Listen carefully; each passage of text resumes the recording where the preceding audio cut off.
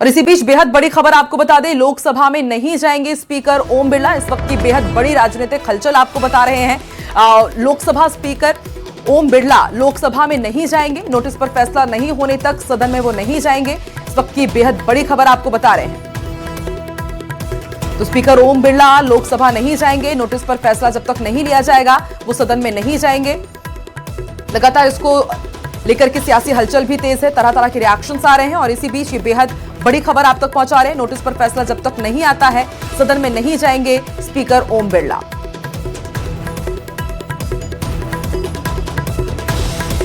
तो इस वक्त लगातार हम देख रहे हैं कि सदन में काफी गहमा गहमी का माहौल भी रहा है। राहुल गांधी और जो पूर्व सेनाध्यक्ष हैं एम नरवणे, उनकी किताब को लेकर के सियासी हलचल के साथ एक और ये बड़ा अपडेट आपको बता रहे हैं लोकसभा से जुड़ा हुआ।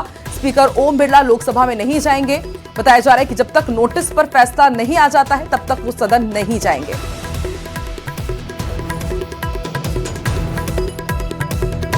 तो इस वक्त की बड़ी खबर आपको बता रहे हैं, स्पीकर ओम बिरला से जुड़ी हुई है। लोकसभा में नहीं जाएंगे स्पीकर ओम बिरला। बताया जा रहा है कि जब तक नोटिस पर फैसला नहीं आ जाता है वो सदन में नहीं जाएंगे। अब देखने वाली बात होगी कि उनकी जगह अब ये पूरी जिम्मेदारी किसे सौंपी जाएगी। इसके साथ ही लगातार कई सियासी रिएक्शंस भी आ रहे हैं कि इस वक्त ये बेहद बड़ी खबर आपको बता रहे हैं। स्पीकर ओम बिरला लोकसभा में नहीं जाएंगे, जब तक नोटिस पर फैसला नहीं आता तब तक वो सदन में नहीं जाएंगे।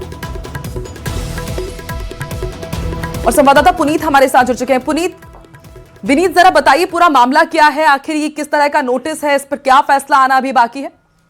हाँ जी, निश्चित तौर पर मैं आपको बताना चाहूंगा कि जिस तरह से अविश्वास प्रस्ताव को लेकर के जो है वो विपक्षी पार्टियों की ओर से जो है वो नोटिस दिया गया है और उसके बाद एक जिस तरह से हम कह सकते हैं कि हाई मोरल ग्राउंड का जो है वो सहारा लोकसभा अध्यक्ष ओम बिरला ने लिया है और उन्होंने साफ तौर पर किया है कि जब तक इस पर सदन में फैसला नहीं हो जाता तब तक वो जो है वो सदन में नहीं जाएंगे। तो निश्चित तौर पर जिस तरह से संसदीय परंपरा होती है, संसदीय मर्यादा होती है, उसका पालन करते हुए जो सूचना आ रही है उसके अनुसार लोकसभा अध्यक्ष ने यह फैसला लिया है कि जब तक अविश्वास प्रस्ताव को लेकर के नोटिस जो है उस पर सदन की में फैसला नहीं हो जाता, अंतिम फैसला नहीं हो जाता, तब तक वो सदन में नहीं जाएंगे। एक बड़ी बात यहाँ पर मैं आपको बताना चाहूंगा कि जिस तरह से कांग्रेस सहित विपक्षी नेताओं ने जिस तरह से अविश्वास प्रस्ताव की बात मैं कही थी, हालांकि पहले हमने देखा कि तारीख में जो है वो एरर था, बाद में कांग्रेस के विपक्षी पार्टियों की ओर से सुधारा गया और साफ तौर पर नोटिस दिया गया को लेकर के ओम बिरला ने जो लोकसभा अध्यक्ष हैं, कोटा से सांसद हैं, उन्होंने एक हाई मोरल ग्राउंड लेते हुए उन्होंने यह अब निर्णय लिया है। जो हमें सूचना आ रही है उसके अनुसार उन्होंने यह निर्णय लिया है कि जब तक इस पर सदन में फैसला नहीं हो जाता वे सदन में की कार्रवाई में जो है वो शामिल नहीं होंगे। जी ठीक है, शुक्रिया पूरी जानकारी के लिए विनीत।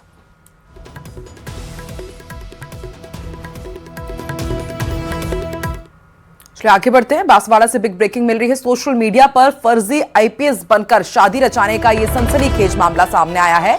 पत्नी से 19 लाख रुपए की ठगी करने के बाद आरोपी फरार चल रहा था, लेकिन पुलिस ने इंदौर से शातिर ठग को गिरफ्तार कर लिया है। 10,000 के इनामी पर 19 मुकदमे पहले से ही दर्ज थे और ये सोशल मीडिया पर भोली भाली लड़कियों को फंसाता था और उनसे शादी करता था और फिर पैसे ऐंठता था। नाम बदलकर 1.5 साल से आरोपी फरार चल रहा था, लेकिन इंदौर से अब इसकी गिरफ्तारी हो चुकी है।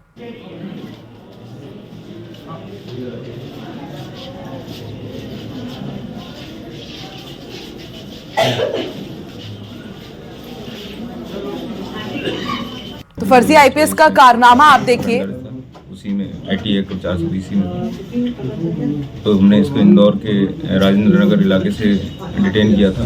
उसके बाद में जो हमने टेक्निकल हमारा इन्वेस्टिगेशन था उसके आधार पर इसको डिटेन कर दिया और फिर यहाँ इसको बाद में गिरफ्तारी पूछताछ करके और कोर्ट में पेश किया।